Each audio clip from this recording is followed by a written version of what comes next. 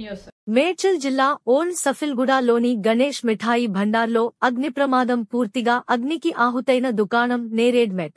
Old సఫిల్గూడలో ఉన్న గణేష్ మిఠాయి భండార్లో ఈరోజు తెల్లవారుజామున భారీ అగ్ని ప్రమాదం చోటు చేసుకుంది.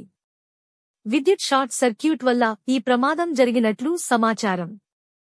మంటలు వ్యాపించి కొద్ది సమయంలోనే మిఠాయి దుకాణం పూర్తిగా దగ్ధమైంది.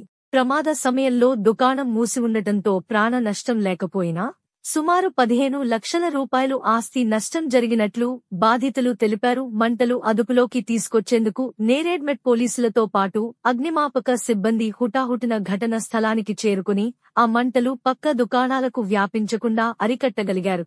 ఈ ఘటనపై నేరేడ్మెట్ పోలీసులు కేసు నమోదు చేసి దర్యాప్తు ప్రారంభించారు. విద్యుత్ వ్యవస్థలో ఉన్న లోపాలే ప్రమాదానికి కారణమని ప్రాథమికంగా అంచనాకు వచ్చారు.